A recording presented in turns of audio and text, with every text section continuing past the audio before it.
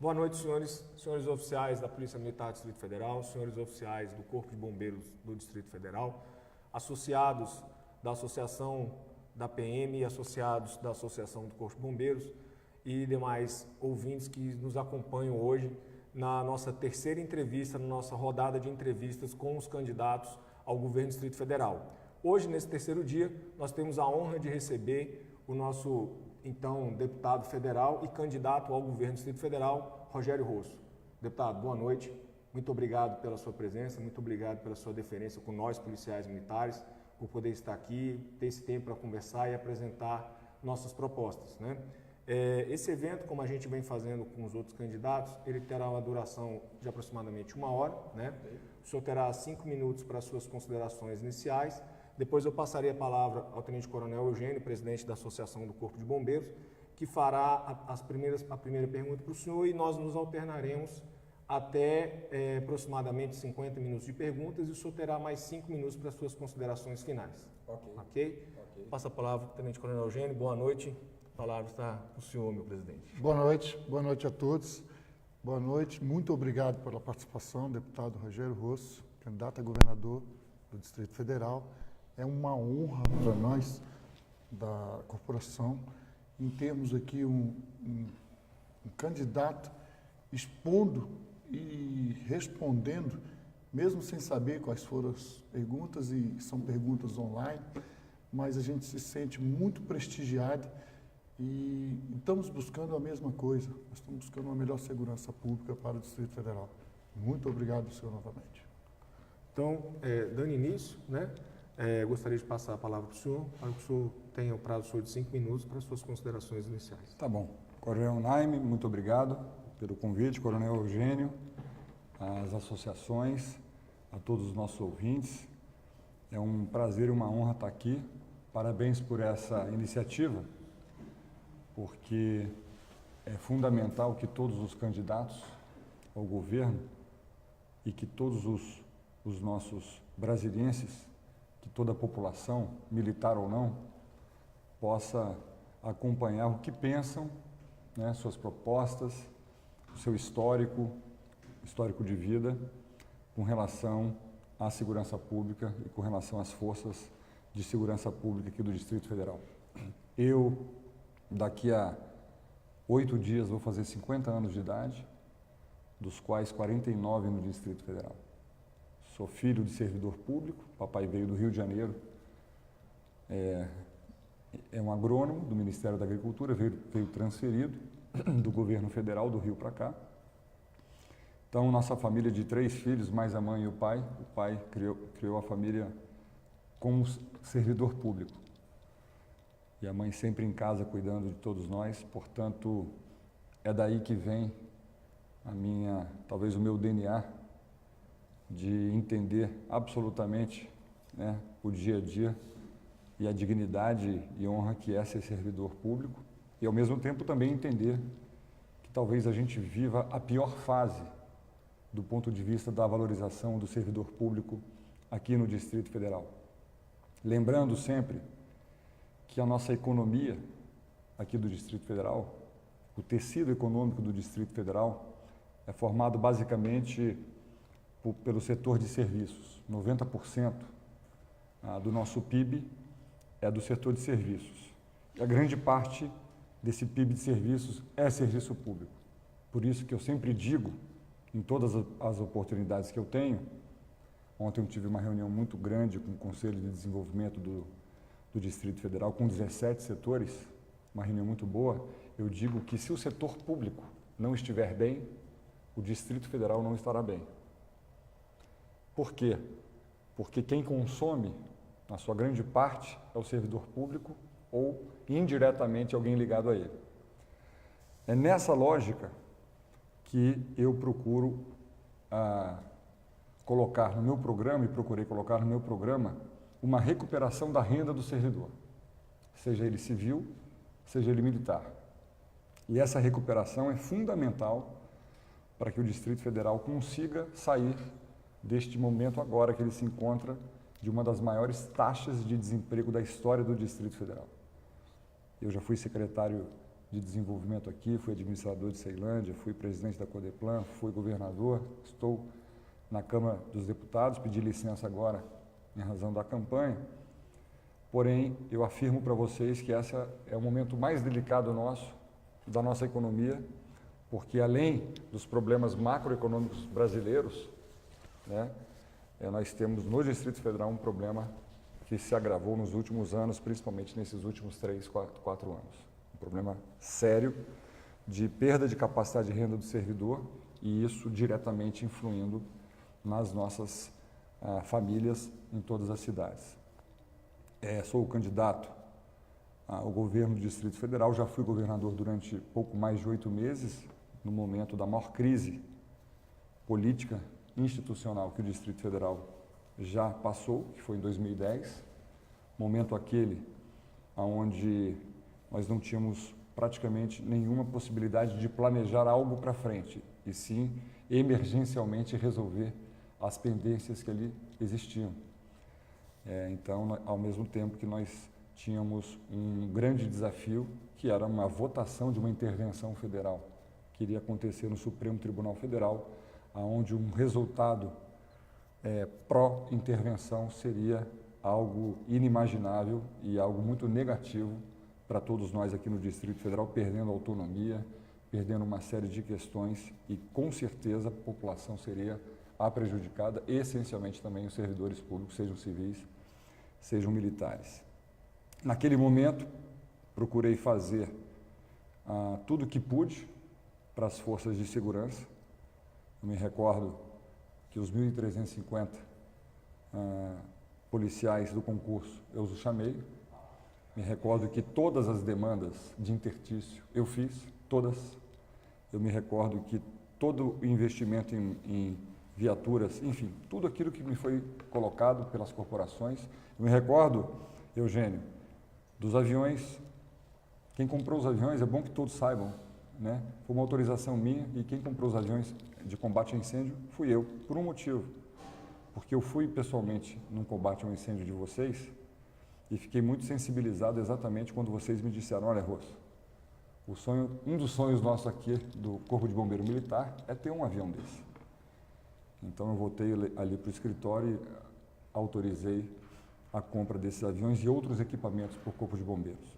No final do ano, a Procuradoria-Geral cometeu um equívoco com relação ao Madim, que quando ela percebe o equívoco me fala e eu prontamente vou ao Supremo Tribunal Federal para que jamais houvesse ou exista qualquer tipo de prejuízo ao servidor. Toda a minha vida pública, por essa história que eu contei, por origem familiar, mas por convicção do serviço público, a nossa locomotiva no Distrito Federal, eu procuro sempre priorizar o servidor público.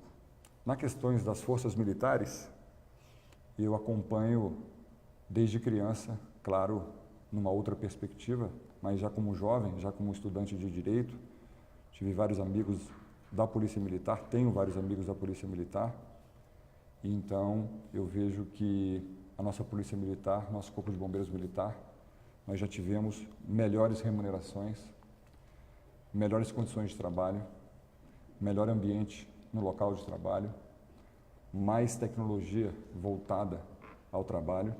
Eu não estou fazendo uma crítica pela crítica, eu estou afirmando que eu estou muito preocupado quando nós já tivemos o maior salário, por exemplo, da Polícia Militar no Brasil e hoje já estamos ali 15º, 16º. Nós já tivemos um contingente de pessoal quase o dobro que temos hoje, quando a população era bem menor. Nós já tivemos regras de estabilidade, inclusive jurídica, e daqui a pouco a gente vai falar das leis e dos decretos de carreira, de plano de carreira, mas eu diria que esse é um momento importante, porque o que depender do meu governo, sem nenhuma demagogia e hipocrisia, até porque quem me conhece sabe que eu não tenho duas palavras, o que depender da minha pessoa, nós teremos uma polícia militar, um corpo de bombeiros militar e uma polícia civil. Vou resgatar todo esse passado positivo, né? e também sou daqueles que não reconheço, não concordo e não estimulo uma disputa entre forças, uma disputa entre corporações. Me recordo que semana passada eu fui numa reunião no Sindicato dos Policiais Civis e a primeira pergunta que eu fiz, estavam vários lá, a primeira pergunta que eu fiz assim: alguém aqui é amigo de policial militar, o Corpo de Bombeiro Militar? Todo mundo levantou a mão. Alguém aqui conhece um policial militar casado com um policial civil? Todo mundo levantou a mão. Eu falei, então eu não estou entendendo o problema. Então eu gostaria de afirmar aqui, publicamente, que vou trabalhar para que exista uma harmonia cada dia maior. Porque quando um ganha, os outros também devem ganhar. Mas não é porque um ganhou que o outro deve ganhar, é porque todos devem ganhar. Porque o sistema de segurança pública é o mesmo, né? E a cada dia nessa campanha, Coronel, eu fico mais triste quando eu fico sabendo, por exemplo, que o DETRAN e o DR, que são órgãos auxiliares e que merecem o nosso respeito e também valorização, que aqueles pardais, os OCRs, quando a Polícia Civil precisa de ter acesso, tem que pagar pela informação, com vocês também. Então, são coisas que no dia a dia, a nossa percepção é que são coisas distintas, são corporações distintas. E eu vejo isso como culpado, não quero, culpado o líder, né? E o líder, o chefe da polícia, é o chefe do Poder Executivo. Então, eu queria dizer isso preliminarmente, de que a valorização e a recuperação da renda do servidor é espinha dorsal do meu plano, do meu governo, a partir do ano que vem. E é claro que a população precisa voltar a ter sensação de segurança. Nós, assim, ao mesmo tempo, temos redução em alguns crimes, de outra parte, nós temos aumento desses crimes. Se de um lado o governo coloca estatísticas que eu particularmente não sou especialista em estatística de segurança pública, mas eu sei ler. E eu estranho algumas estatísticas, o índice de investigação da Polícia Civil baixou demais. E também o trabalho da Polícia Militar e do Corpo de Bombeiros Militar, que sempre foi a referência nacional em competência e ainda é, mas está evidente o desestímulo da tropa. Está claro isso. Não precisa esconder isso de ninguém. E a gente precisa reverter isso. E como reverter? Governar juntos. Governar com verdade. Governar, olha, o Fundo Constitucional esse ano vai ter um reajuste de 4,55, nós vamos ter 14 bilhões e alguma coisa.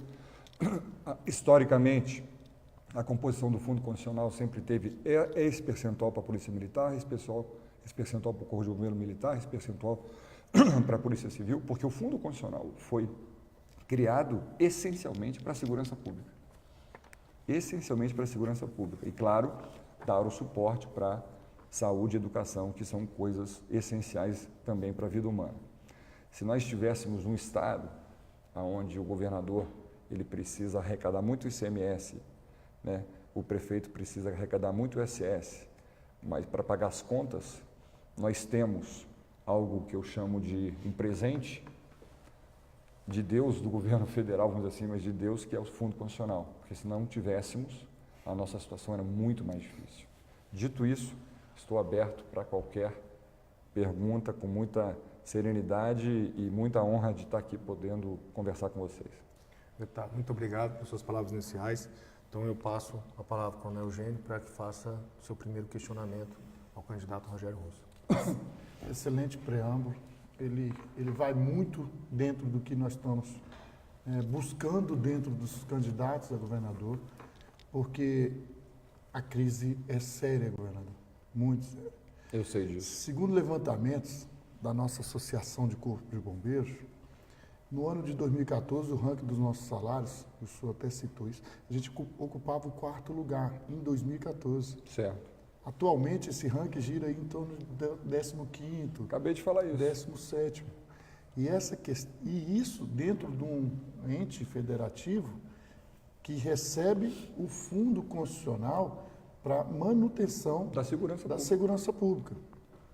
A pergunta nossa é, como o Distrito Federal, única unidade federativa do país, possui esse fundo constitucional Sim. para manutenção dessas forças de segurança pública, com um dos melhores corpos de bombeiros do país, uma das melhores polícias militares do país, não consegue ter os melhores salários do país, Responde. já que aqui a finalidade da existência do fundo é a presença dos três poderes na capital do país. Sim, claro.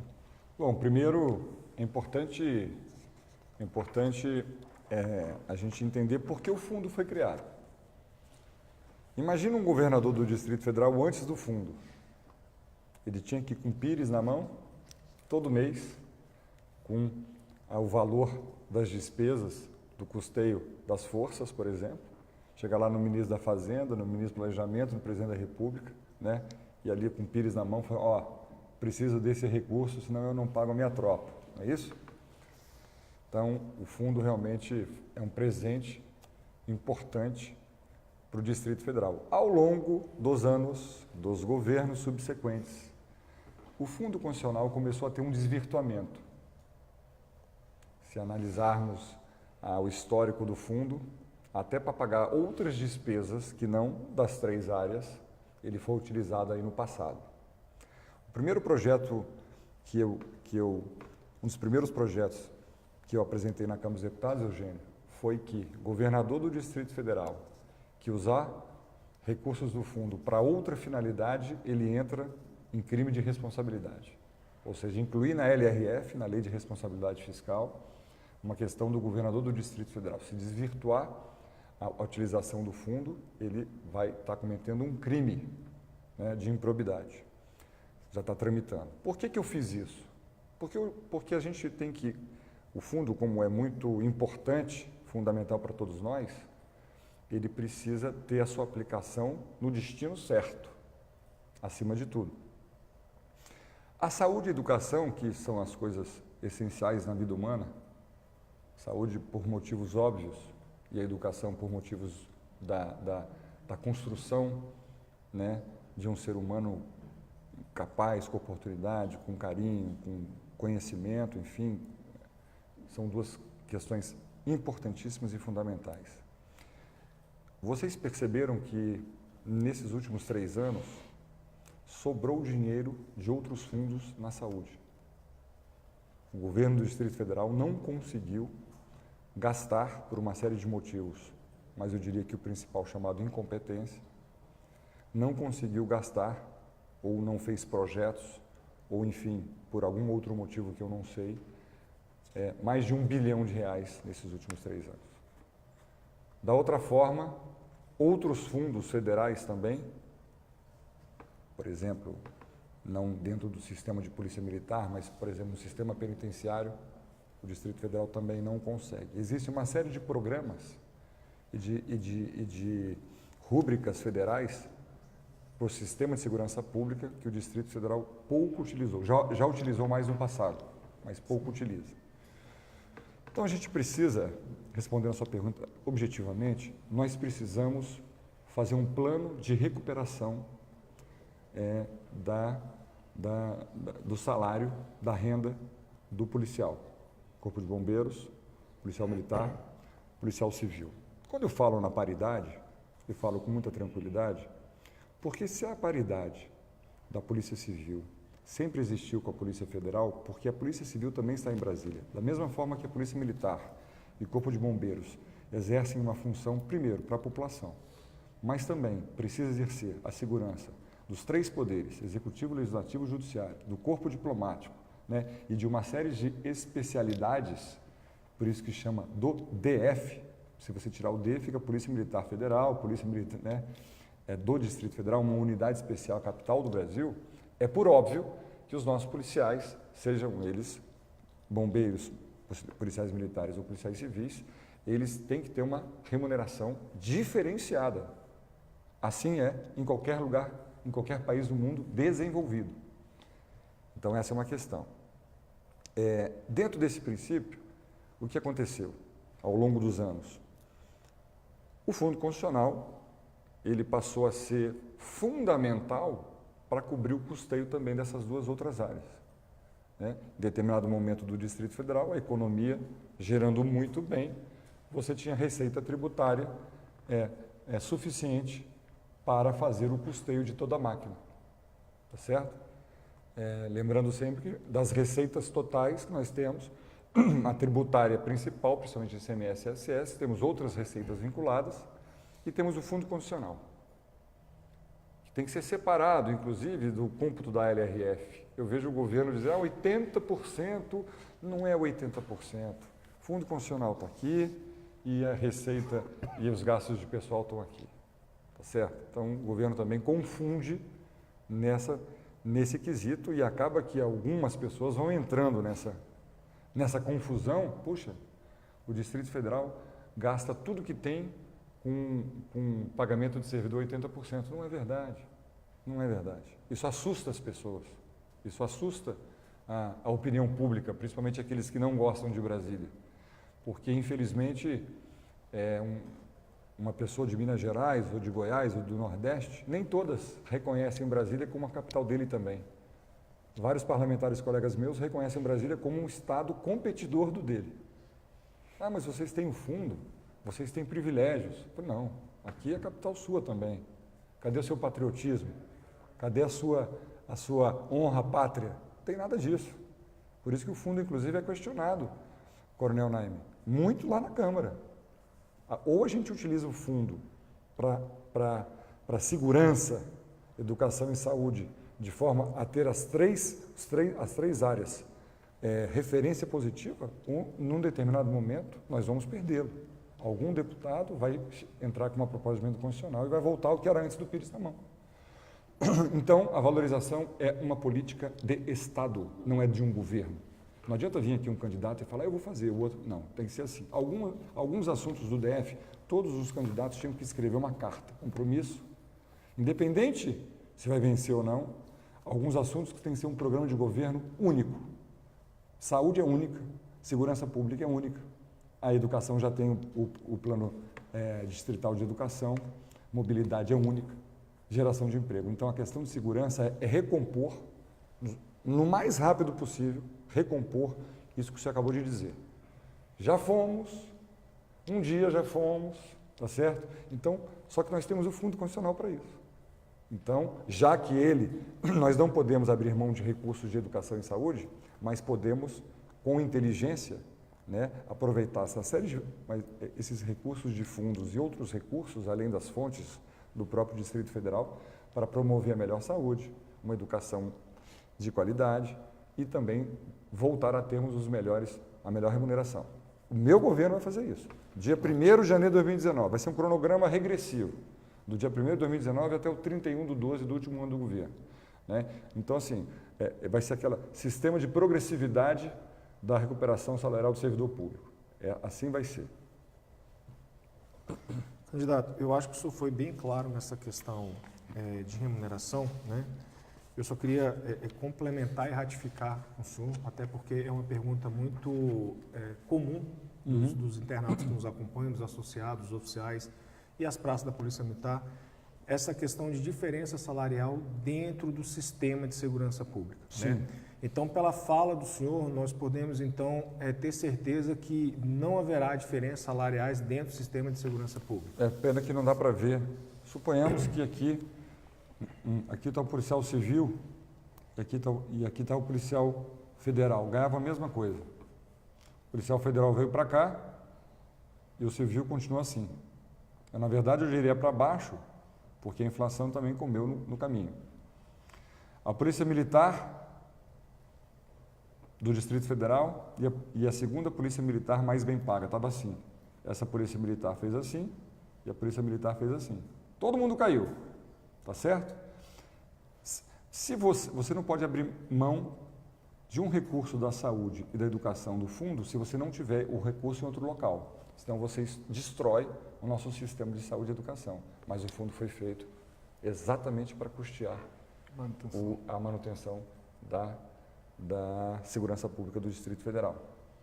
Então, o meu compromisso é que a paridade darei no primeiro dia e, obviamente, um reajuste de vocês. Só que o compromisso de que, ao longo do tempo, dos 4 anos, a gente vai conseguindo recursos de outras fontes. para a saúde, para a educação, e vamos recompondo até procurar chegar, né, numa remuneração praticamente todos ali. Se você pergunta para mim, Rosso, como é que deveria ser a remuneração? Eu acho que todo mundo queria o teto, que vocês tivessem o teto, né? Mas eu queria, acima de tudo, Coronel Naime, eu queria que o nosso praça, né, ele tivesse também condições de progressão na carreira, porque todos os dias eu escuto, todos os dias eu sou parado por um policial militar. Eu queria inclusive agradecer o carinho que eu tenho recebido, alguns candidatos ou assistentes e assessores desses candidatos que gostam de denigrir a imagem das pessoas, mentir sobre determinadas coisas. A população não é boba.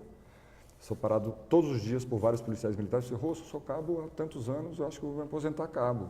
Como assim? E a progressão? Não, mas é porque a lei 12086 e tal. Eu falei, primeiro você tem que abolir a palavra promoção, é progressão. 3 anos vai, 3 anos vai, 3 anos vai, 3 anos vai, e a carreira toda até, enfim, sei lá, 15, 17 anos para depois. Isso tem que fazer logo. Aí eu pergunto, engraçado, né? 3 anos e meio de Câmara dos Deputados, meu primeiro mandato, esse assunto sequer, pelo menos para mim, imagino que para a bancada como um todo, foi colocado lá. Esse assunto sequer. E no momento que criou-se o Ministério da Segurança Pública, onde nós, a nossa bancada, eu particularmente, consegui sair do Ministério da Justiça e colocar todas as nossas 3 forças lá no Ministério da Segurança Pública, né? Mas assim, o que foi feito para recuperar isso? Porque isso é uma lei federal, isso tem que passar pelo Congresso Nacional. Então, nós precisamos também fazer um pouco de meia-culpa, nós que eu digo, eu estou dentro da corporação, vamos dizer assim, como brasiliense, né? Por que não foi colocado, já que a gente sabia que a 12, né, tinha problemas, inclusive na sua origem de partido? Talvez o bombeiro militar um pouco menos de problema, mas a polícia militar, evidentemente, com muito problema, né, nessa questão de carreira, porque não é só o salário, é a dignidade do policial, é a dignidade do praça. Quer dizer, aposentar como cabo, então isso aí não que o torne menor, mas de certa forma a própria corporação fica humilhada. Com 30 anos de serviço tem um cabo no salão de cabo. Então, só que em 3 anos e meio esse assunto não foi discutido. Né? Nossa bancada é pequena, são 8 deputados, 3 senadores, né? Mas com certeza todas as demandas de segurança que nos foram colocadas ao longo desse período foram ou tentadas em plenário, ou a gente conseguiu várias coisas, esses 3 anos e meio. Então é importante também, já que nós temos essa demanda de um plano de carreira, de um plano de reestruturação da polícia, fora tantas outras questões, a gente precisa também trabalhar em consonância com o nosso legislativo. Entretanto, se o Poder Executivo não tiver essa intenção, se o Poder Executivo não manifestar a vontade dele próprio, né, de alterar, modernizar e atualizar, né, para dar o conforto para o policial na sua carreira, não acontece nada. Enfim, então eu lamento que nesses 3 anos e 8 meses, né, não foi para frente, não foi por questões do Congresso, e sim por questões do governo de não ter encaminhado um plano desse. Num vídeo de 18 de julho, às 11h45 da manhã, o senhor referiu ao que o senhor tinha dito, que não é homem de 2 palavras. Sim. E depois o senhor, de tudo que o senhor afirmou aqui, teve mais uma coisa. O senhor prometeu lá, bem, de forma veemente, a construção da cidade do servidor. Sim. Com um local apenas para os policiais civis, militares e bombeiros para terem suas residências. Eu vou explicar, esse talvez seja o meu principal projeto de habitação. Aqui no Distrito Federal sempre teve a cidade, Brasília é a cidade do servidor. O meu pai só veio para Brasília transferido porque botaram ele no apartamento funcional. Depois de 20 anos, pagando todo mês, ele comprou. Então, Brasília, a sua concepção, é uma cidade servidor. Teve um jornalista que falou assim, Rosso, mas isso aí, criar a cidade servidor, eu falei, você mora onde? Moro em Brasília. E Brasília é o quê? A cidade do servidor. Mas ela se expandiu, diversificou, mas ela foi concebida como cidade servidor. Vamos dividir o Distrito Federal em 4 regiões. a região Sobradinho-Planaltina, tá certo? A região Gama, Santa Maria, vamos dizer assim. Não esquece minha Braslândia, não. Ceilândia, Samambaia, Braslândia, né? E vamos colocar aqui o Jardim Botânico. Eu fui na Caixa Econômica, Coronel. Fui lá na Caixa Econômica, lá na diretoria de habitação, de financiamento, e disse o seguinte: vem cá, existe recursos para os estados, para o Distrito Federal, promoverem programas de habitação para a sua população, para esses servidores? Resposta do diretor: existe muito, mas vocês nunca vieram aqui? Foi, tá bom então. Então, tem recurso? Tem. Bom, temos terrenos. Então, a minha ideia é fazer uma cidade, bairro, né, dos servidores, 4 bairros, que eu chamo Cidade do Servidor, porque se eu fizesse uma só ali perto do Balão de Unaí, na DF 140, talvez uma pessoa que trabalhe mais longe não facilite muito a vida desse nosso servidor.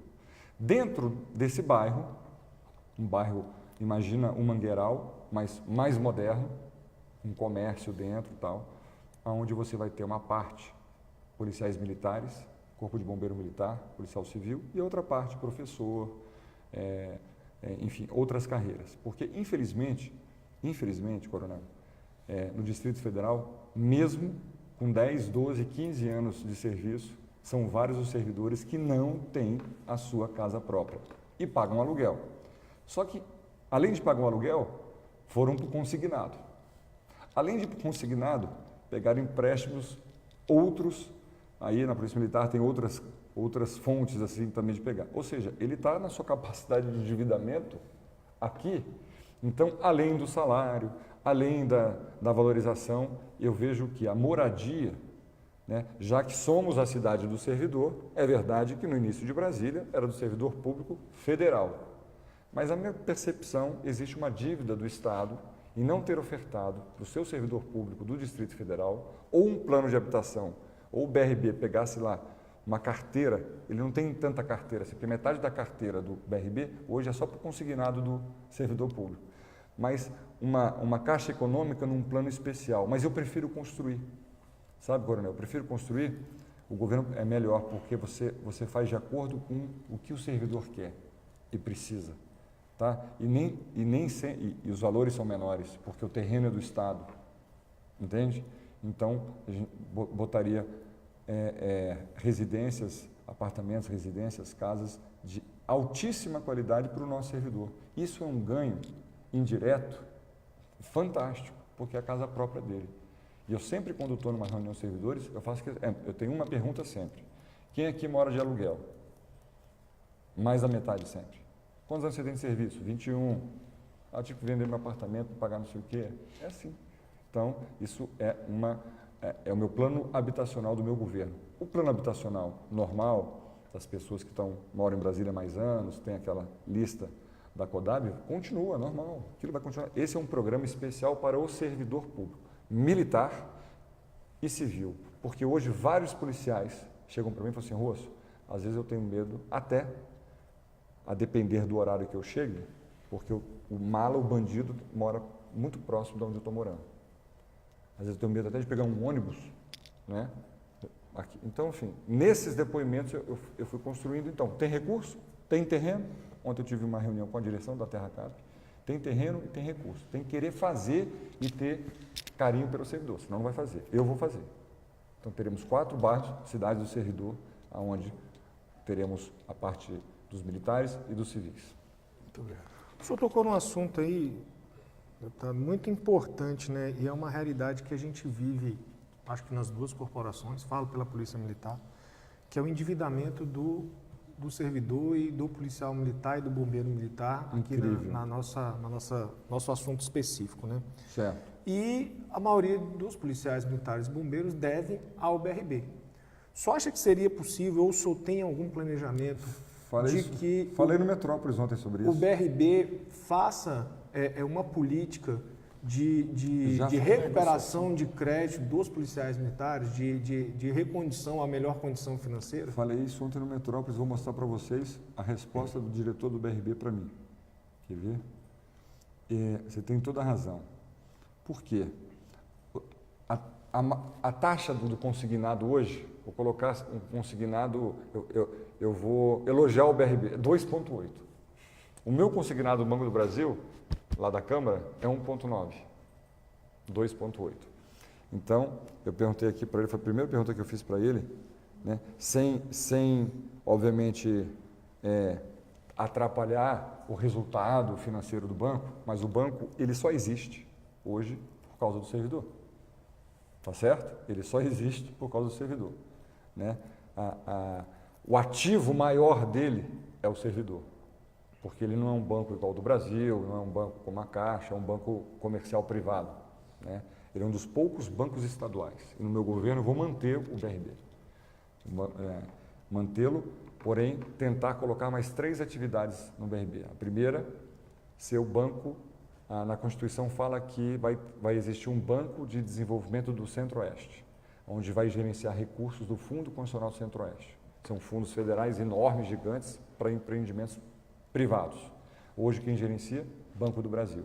Só que o BRB já tem agência em Campo Grande, em Cuiabá, em Goiânia, em Brasília, no entorno, então ele já pode exercer essa função. Depende do quê? Da vontade do presidente da República. Essa função. A segunda função, ele tem que ter essa sensibilidade da função social dele. Ele tem que ganhar dinheiro para tocar as suas coisas, mas se o principal cliente dele é o servidor e o servidor está estrangulado no consignado, então a sua pergunta é importante, porque eu já falei isso ontem numa sabatina.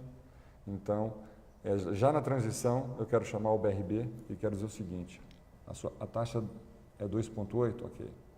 Nós vamos diminuir para tanto, sem atrapalhar o seu resultado, não quero prejuízo, mas eu quero que você não tenha lucro para isso que está no consignado.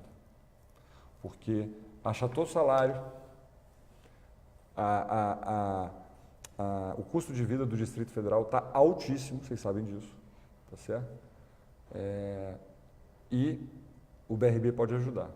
Então, respondendo a sua pergunta, né, eu já estava com isso no radar, comentei isso ontem numa sabatina, isso é muito importante, essa redução dessa dependência que hoje boa parte do servidor militar ou civil tem do BRB, porque no final do mês, quando ele recebe o contra-cheque dele, vem o desespero.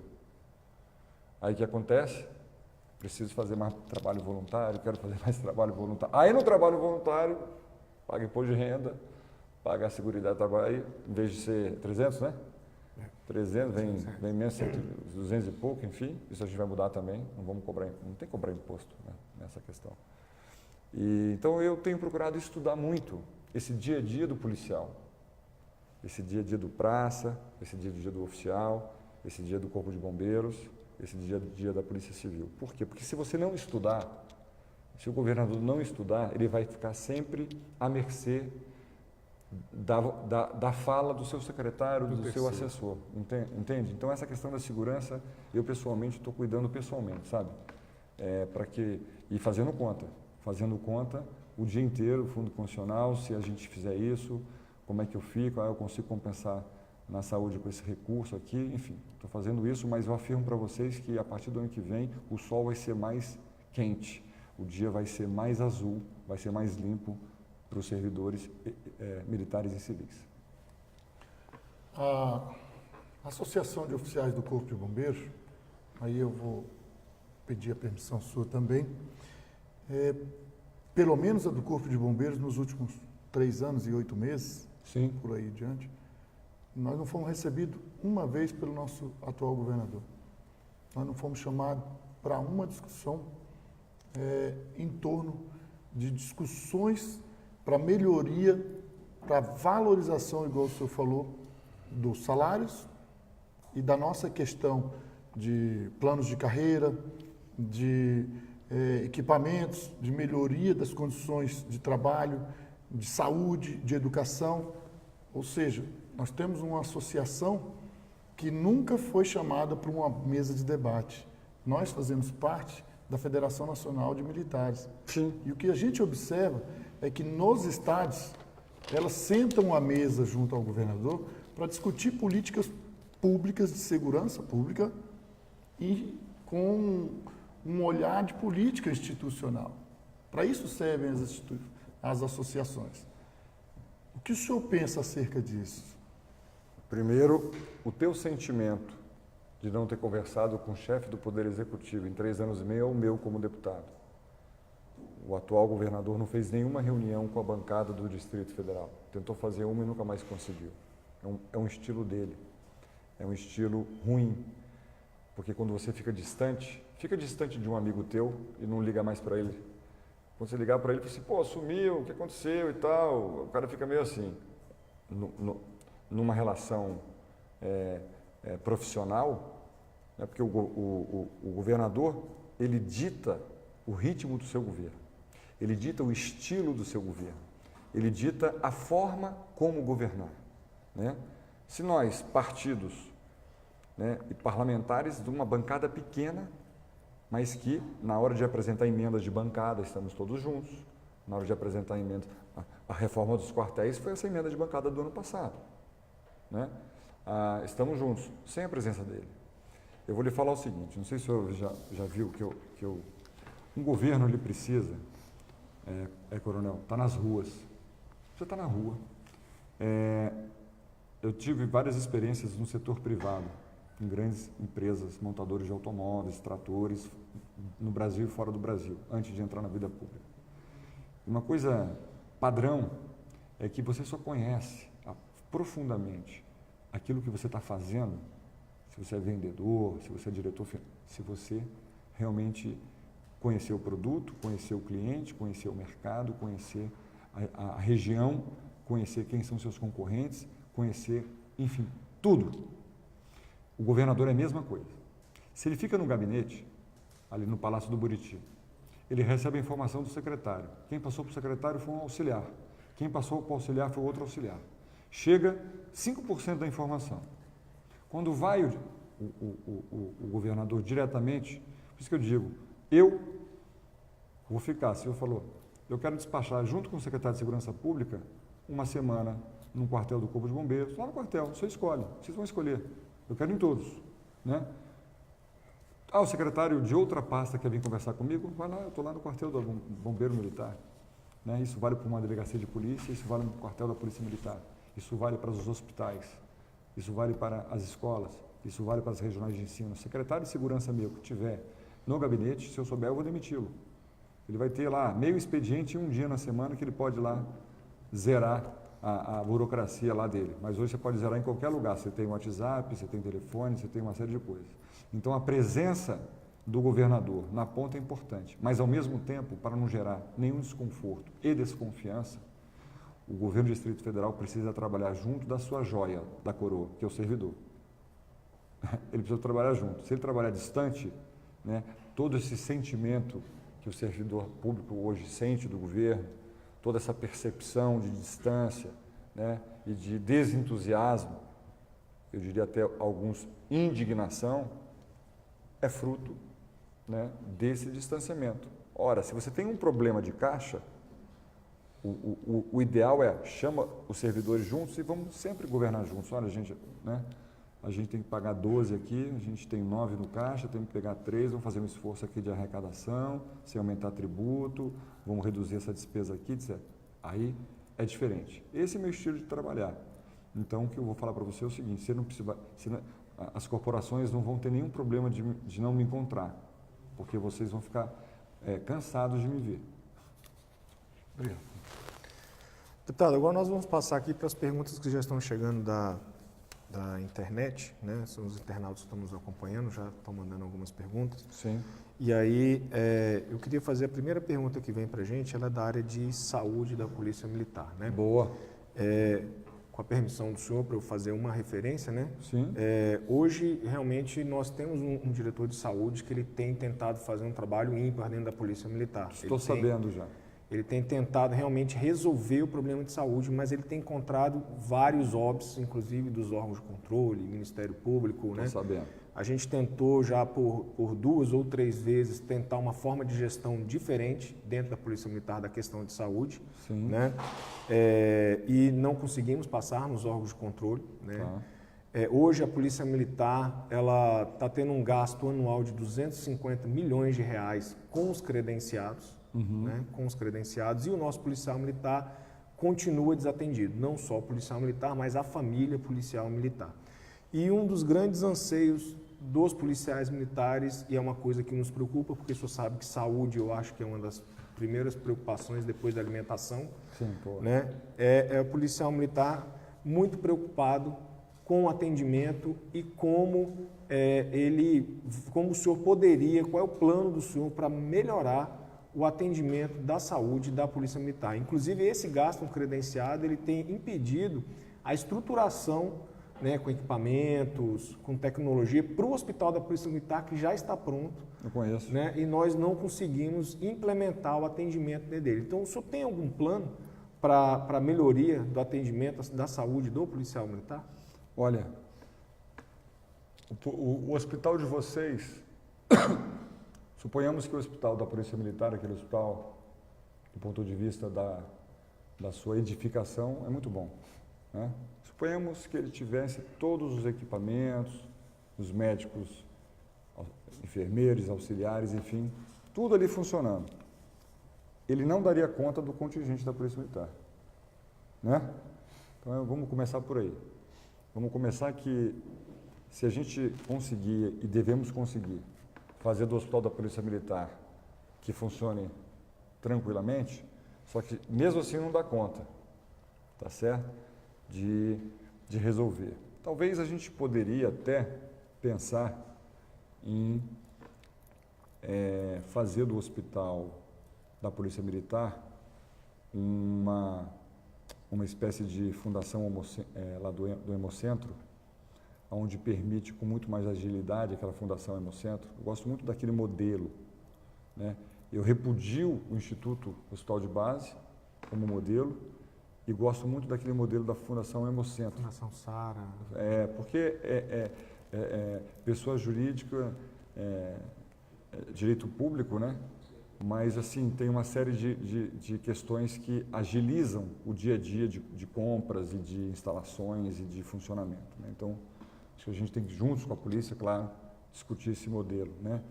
A questão do plano de saúde, por exemplo, coronel, uma questão que eu acho que desde que eu estou no Distrito Federal, acho que eu me lembre, plano de saúde do servidor, plano de saúde do serviço militar, ou então dar uma gratificação de auxílio saúde, né? É sempre o plano não sai nunca e gratificação existe, né? Mas eu acho que a mais importante seria um plano de saúde. Eu vejo que hoje o sistema de hospitais particulares no Distrito Federal, ele cresceu muito. Se você vê a quantidade de clínicas e hospitais particulares que existiam há 30 anos atrás, era uma, hoje você tem 12 hospitais públicos e, sei lá, 100 e tantos hospitais particulares e bons hospitais. Então, eu acho que o plano de saúde, ele é fundamental, é elementar. Eu tenho recebido uma série de propostas de técnicos do GDF sobre o plano de saúde, algumas empresas já têm, né? Estou até vendo essa questão com mais detalhes, né, para saber onde funciona bem, onde não funciona, onde custa menos, custa mais, enfim. Mas eu diria que o plano de saúde seria, primeiro, deixar o hospital, né, na sua condição normal de funcionamento, e depois para facilitar um plano de saúde, né, de bom nível, que faça a cobertura da família, né, do policial, né, com clínicas conveniadas de alto nível, tá certo? Porque a gente já pensou em fazer, né, já tive várias sugestões, inclusive, né, de policiais militares, de bombeiros militares, de construir um hospital da segurança pública, né? Aí a gente tem que ter bastante calma nessa hora, verificar se tem recursos não só para construção, mas para manutenção do hospital, né? Você tem no Distrito Federal 12 hospitais e 170 centros de saúde, dos quais os 170 centros de saúde quase não funcionam mais, né? Então, hoje a nossa cultura é hospitalar-cêntrica, né? A cultura nossa tá uma dor de cabeça, vamos para o hospital. Ninguém confia mais no centro de saúde. Então, é um plano de saúde, na minha opinião, coronel. Acho que é o melhor caminho fazer, né? E fazer. Você pega 3, 4, 5 modelos e toma a decisão e faz. Não é ficar ali enrolando. Fazer. Vai ter uma despesa, vamos verificar o tamanho dessa despesa, né? Mas dentro desse plano de recuperação da valorização do servidor público militar e civil, o plano de saúde é básico, com certeza. Numa publicação do jornal Metrópolis, foi uma pergunta também que eu fiz para outros candidatos, em 25 de janeiro de 2017, abre aspas, a segurança pública do Distrito Federal de 2015 a 2017 perdeu 480 milhões do Fundo Constitucional. Em 2016, 370 milhões foram remanejados para outras áreas, simplesmente porque não foram indicados projetos de segurança nas quais o dinheiro pudesse ser usado. Em 2015, o valor não utilizado somou 110 milhões. Fecha aspas. Pergunto, deputado, em sua opinião, qual o impacto que esses fatos geram na sociedade e nas forças de segurança pública do Distrito Federal? Primeiro, é o exemplo clássico da incompetência. Sobrar recurso, não investir recursos na segurança, não teve um projeto, não teve ação, viatura, equipamento, armamento, gratificações, ou seja, da mesma coisa que a gente fica triste em saber disso, eu te digo que na saúde também o governo está devolvendo recurso na saúde para o governo federal, por falta de projetos, falta de empenho, falta de planejamento. Então, realmente é uma situação dramática, tá certo? Dramática. Retirar recursos do fundo, quando aprovar o meu projeto de lei, vai ser crime para outras finalidades. Vai ser crime, né, de responsabilidade. Mas isso na minha opinião, coronel, é o exemplo do descaso. É o exemplo da falta de planejamento. É o exemplo de um governo, entra o governo e sai o governo, um governo acha uma coisa, outra. A segurança pública, ela é uma coisa só, vamos dizer assim, ela tem que ser uma coisa só, eficiente, integrada, complementar, né? E referência nacional em segurança, referência nacional em valorização, referência nacional para que outros estados, hoje a gente que está em outros estados saber como é que eles estão fazendo. Antigamente eles que vinham aqui saber como nós fazíamos. Você tem que reverter isso aí. Essa é a grande verdade. Então, eu fico triste, coronel, quando uma matéria como essa, mas o pior, isso foi 2015, não foi? 2017, 25 de janeiro. Sim, é porque 2017, eu entendi 2015, 2017 aconteceu também, 2018 vai acontecer também. Então, isso é falta de planejamento. Eu ia falar uma palavra dura, né? Falta de, né? E isso não pode acontecer. Só que começa do comandante-geral. Estou falando mal dele, até porque é meu amigo, o Nunes trabalhou comigo. Do comando-geral. O comando-geral não pode deixar. Não pode deixar. Olha, precisamos alocar isso nesse projeto, nessa ação, fazer isso. O secretário de Planejamento e de Fazenda, que controlam, né, eles ficam olhando com um binóculo o Fundo Constitucional, eles não podem fazer isso. Eu demitia na hora aí. Quando eu soubesse que recursos não foram gastos ou foram transferidos para outras questões, e aí mais capenga ainda ficou a nossa Secretaria de Segurança, no Fórum de Segurança dessa semana, você viu o ranking do Distrito Federal em investimentos? Vocês viram? O último dos estados. O último dos estados. Aí eu me pergunto, não investe em nada, não integra, estimula um clima hostil entre corporações. A Polícia Civil não tem viatura. A Polícia Civil não tem viatura nova. A Polícia Civil está caindo aos pedaços, as viaturas, equipamentos, né? E aí sobra recurso. Só interrompendo o senhor, mas por senso de justiça, o contingenciamento é de responsabilidade do governador, nesses casos desse fundo. É uma ordem direta. Mas o comando, os Nunes devem ter feito isso. Tem que alertar. Ele alerta. Governador, ele alerta, né? Alerta. O Nunes é muito bom. Governador, olha, né? Eu sei que é. Por isso que eu digo, o líder do Poder Executivo é o governador. Né? Quando eu vejo no Fórum de Segurança Pública que o Distrito Federal foi o último colocado em investimentos em segurança pública, último, e aí para terminar o meu raciocínio, mas poxa, mas o homicídio reduziu, graças a vocês e a Civil. Ah, mas graças a você, ou seja, está sem equipamento, está com gente menos, está com gente de menos, né? E o homicídio, mas os outros crimes aumentaram. Enfim, esse é o exemplo clássico de como não fazer. Obrigado.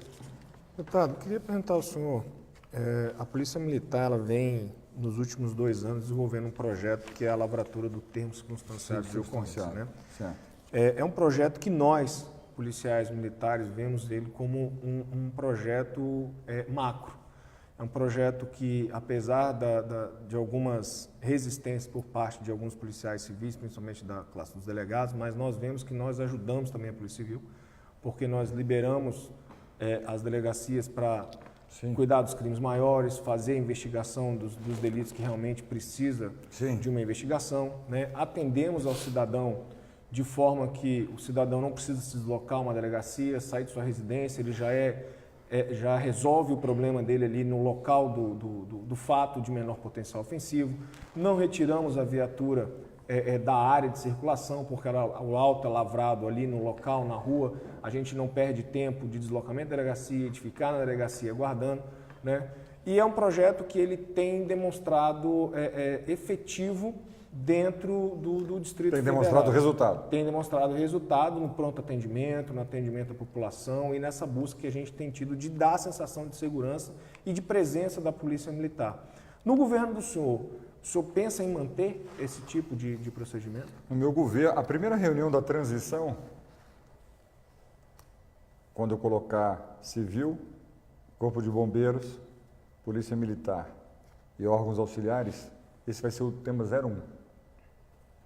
Porque não pode ninguém achar que está entrando no lugar do outro, na competência do outro, ninguém pode achar, porque eu vejo o seguinte, se são forças complementares, e são, cada um tem a sua atribuição na Constituição clara, mas se uma pode ajudar a outra, eu vejo isso com sinergia, né? Puxa, eu vejo isso de forma maravilhosa.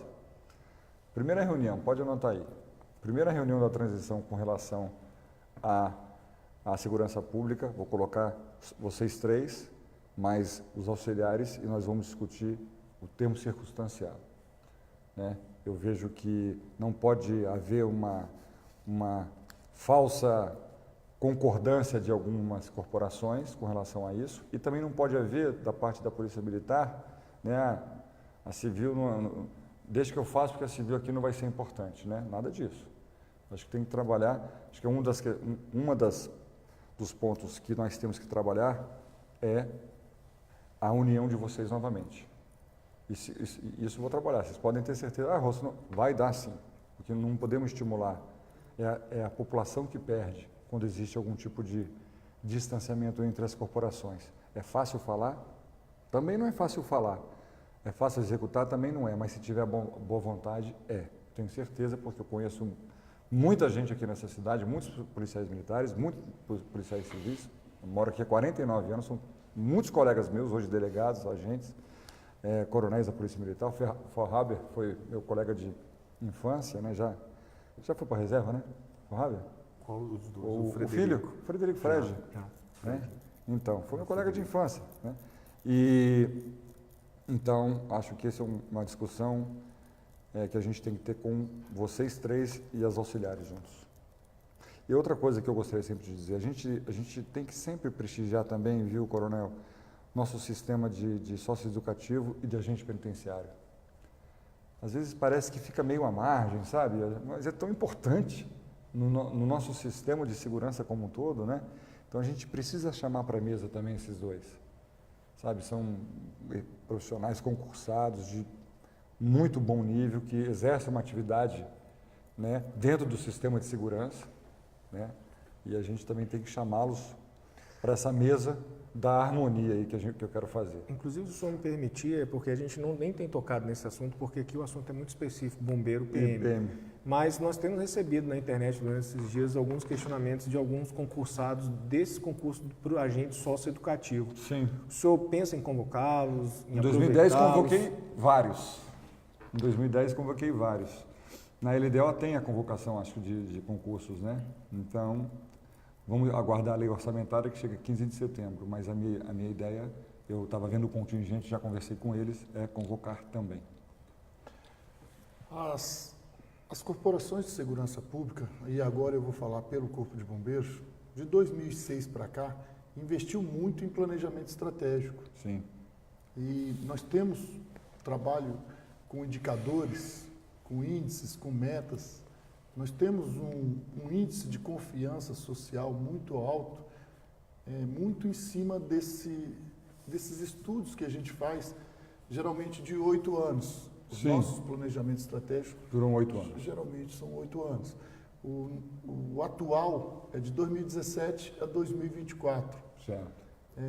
Duas perguntas.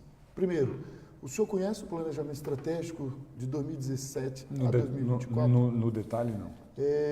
Segundo, se o senhor, sendo governador, o senhor vai buscar atingir as metas estabelecidas, já que se tratam de estudos e de planejamentos feitos por O pessoas de alto planejamento estratégico do Corpo de Bombeiros Militar foi validado por todos.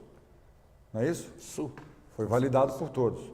Oficiais, praças, por toda a corporação, pelo governo como um todo. Aí a minha resposta é clara. Claro que vamos fazer. Porque o especialista, bombeiros são vocês, não é o governador. Se você valida um plano, né, um plano de 8 anos, onde vocês estão colocando que é esse o norte, é esse o caminho, são esses indicadores aqui, tanto na questão do bombeiro, por de salário, ele vai ter que estudar, se ele tiver um curso superior, um mestrado, deve estar tudo isso no teu planejamento estratégico, vai melhorando a condições de trabalho.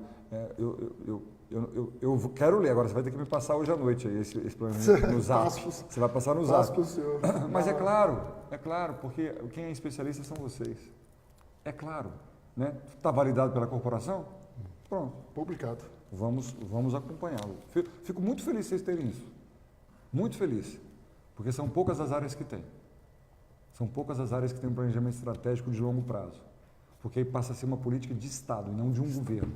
Né? A política de Estado, onde o Corpo de Bombeiros, militar, civil, força de segurança, tem que ter esse planejamento estratégico. Ou seja, os objetivos que eu quero chegar, as metas que eu preciso atingir, os indicadores se eu estou conseguindo atingir ou não, e o que eu tenho que fazer para voltar para essa meta se é que eu sair. Ótimo. Eu gosto muito disso, até porque eu estudei isso a vida toda quase. Tado, já para a gente ir para o final da nossa conversa, nosso bate-papo, né?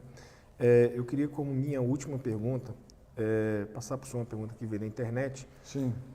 Qual que deve ser o papel da Secretaria de Segurança Pública junto aos órgãos de segurança pública, que compõem o sistema de segurança pública, e qual é o perfil que o senhor entende que deve ter o secretário de Segurança Pública? Bom, essa é uma pergunta política. Quem fez uma pergunta política. Porque quer saber o que você pensa, vai ser um civil, vai ser um militar, vai ser um general do Exército, dependente da força, né?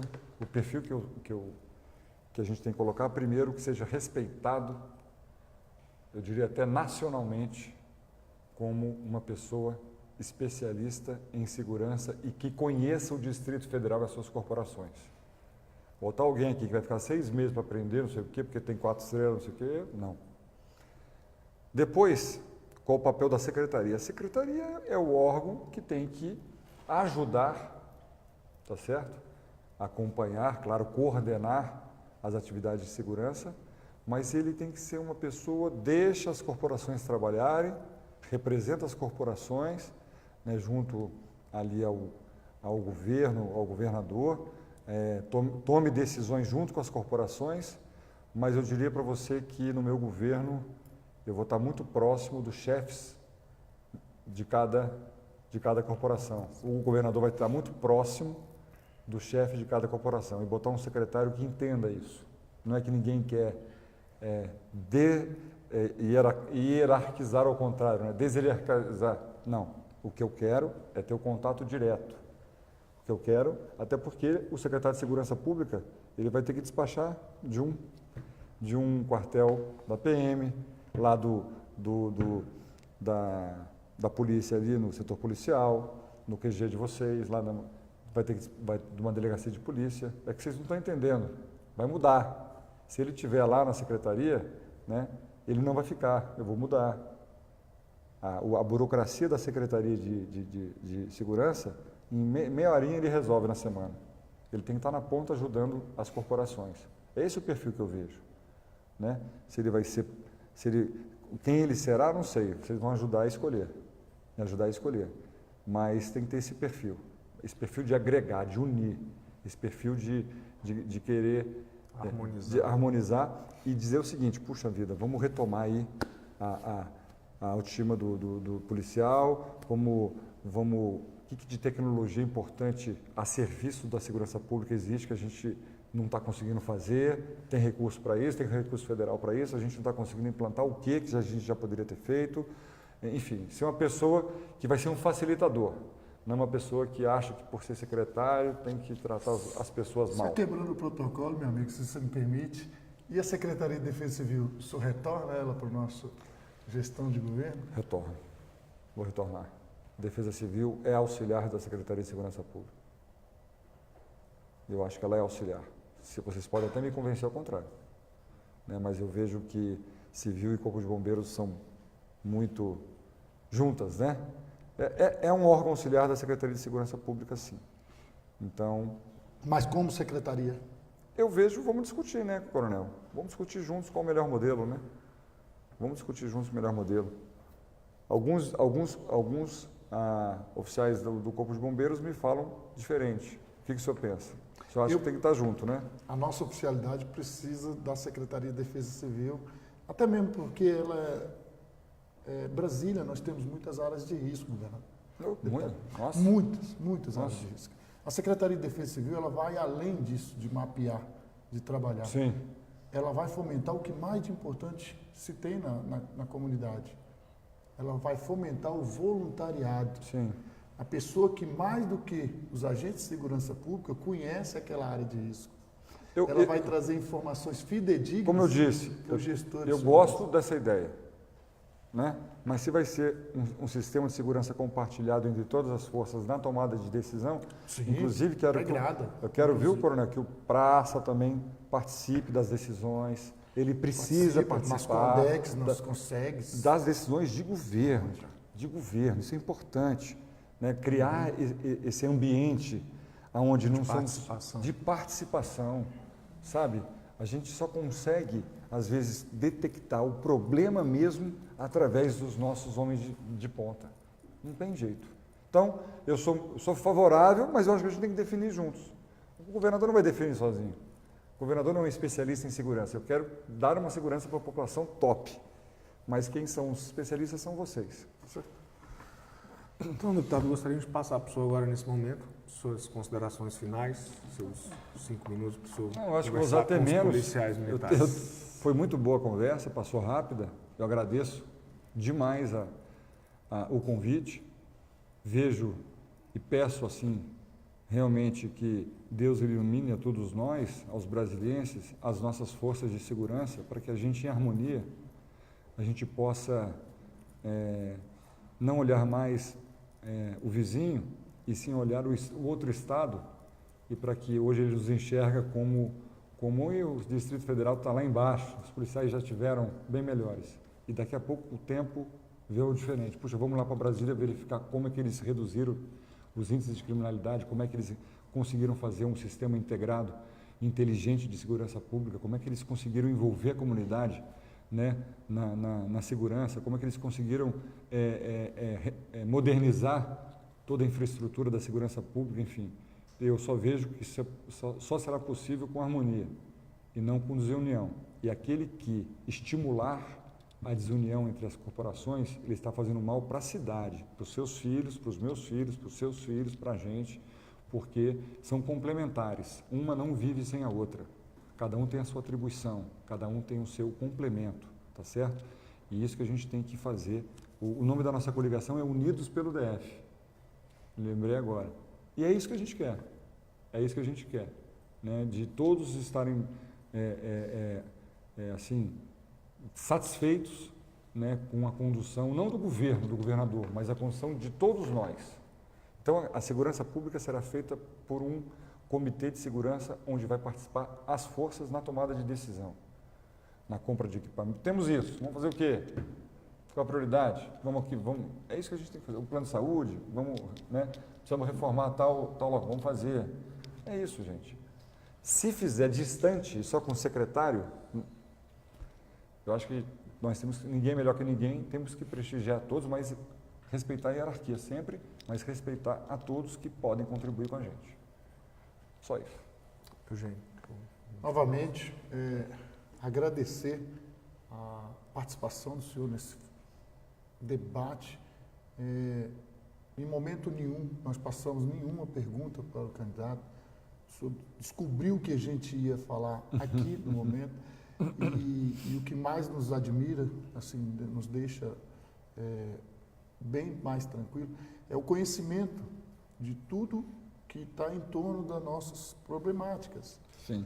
O senhor já foi governador do Distrito Federal. O senhor já passou e já verificou tudo isso. Então, o conhecimento adquirido facilita na hora dessa conversa franca, direta. E é isso que a gente quer fomentar com o próximo governador. Que ele continue fazendo isso para que a gente possa continuar também dando a nossa parcela. O inativo... A gente tem... Olha só, coronel, o inativo é uma questão de humanidade. Quando ele sai, ele perde um percentual grande da sua remuneração. Muito. E a gente tem que pensar algo muito urgente para tentar dar uma recuperada. Porque é o momento, talvez, que ele mais precise do Estado, né? É quando vai para a aposentadoria, enfim, e perde 20%, 30%. Isso a gente precisa estudar com responsabilidade, os impactos, é claro, mas a gente precisa estudar isso. Isso não é correto. Isso a gente, de certa forma, a gente desestimula, inclusive, a vinda de novos policiais. E a própria característica do inativo, ele é de reserva. Reserva não é. E o que a gente percebe mais é que ele é distanciado de toda a gestão do governo. Sim. Então, um complemento que eu quero passar para o senhor. Eu, como oficial da reserva remunerada, a gente aprendeu muito, estudou muito, viajou muito, tem muito conhecimento, porém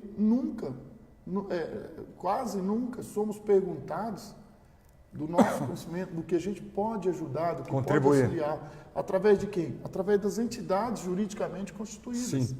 Não só as associações de oficiais, mas as de praças. Hoje a gente já tem uma harmonia com associações de praça, coisa mais assim, legal que está acontecendo nos últimos tempos. Eu fico muito feliz com isso. Do Fórum de Entidades de Segurança Pública. O Coronel Brambila, um coronel da Polícia Militar, que conduz isso com uma gentileza, com uma harmonia. Aí, ó, que bom. E os praças discutem de igual para igual com os oficiais, mas tudo isso fica largado. Fica largado. Porque ou seja, a gente deixa de aproveitar potenciais... O executivo não consegue sentar à mesa para nos ouvir. Aí, eu vou repetir, é o estilo do líder. O chefe do Poder Executivo de um município, o prefeito de um estado, o governador e da União, o presidente da República, ele que dita o ritmo, a regra, o estilo, a forma de ser um governo. Tá certo? É isso que a gente tem que ter atenção na hora da gente colocar o nosso voto lá. Isso vale para todo mundo, tá certo? Atenção para conhecer o estilo da pessoa. Em nome de todos os nossos oficiais do Corpo de Bombeiros, sócios e não sócios, nós agradecemos muito a gentileza, a paciência em responder todos os questionamentos aqui colocados e propostos. Tivemos vários questionamentos colocados aqui. Eu respondo o que eu puder, o que não foi, eu procuro responder. Isso, a gente vai... Você passa para mim, coronel, por favor. Muito obrigado. Obrigado. E até a próxima. Até a próxima. Deputado, mais uma vez, muito obrigado pela sua deferência, pela sua presença. Eu acho que foi uma entrevista muito esclarecedora, né? Bom. Alguns pontos que eu vi que policiais militares tinham dúvidas a respeito das propostas dos senhores para a categoria, né? E para os bombeiros também. Eu acho que nós conseguimos exaurir todas as questões, ficou bem claro o posicionamento do senhor a respeito das instituições. Né? Então, eu queria agradecer muito ao senhor a deferência. Eu sei que o horário e a corrida das agendas, né?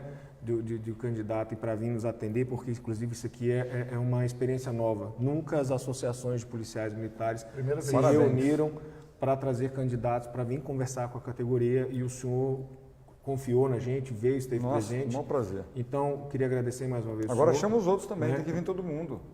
Nós vamos Tem que vir continuar todo a mundo. rodada, né? Isso. Nós já entrevistamos alguns, vamos continuar a rodada até segunda-feira O que senhor vem. hoje é o terceiro. Né, o seu terceiro hoje, né, que está vindo presente. Então, mais uma vez, que eu gostaria de agradecer a presença Obrigado. do senhor. Eu que Desejar agradeço. boa sorte ao senhor Obrigado, no coronel. pleito. Obrigado, coronel. Obrigado, E, senhor. senhores associados, encerramos agora, então, a nossa terceira entrevista da nossa jornada de entrevistas. Agradecemos a todos os senhores pela audiência, pelas questões que nos enviaram. E amanhã, no mesmo horário, iniciaremos a nossa quarta entrevista com o quarto candidato selecionado para vir tratar com os policiais militares e bombeiros militares a respeito da questão do seu projeto de governo para o Distrito Federal. Muito obrigado e tenham todos uma boa noite.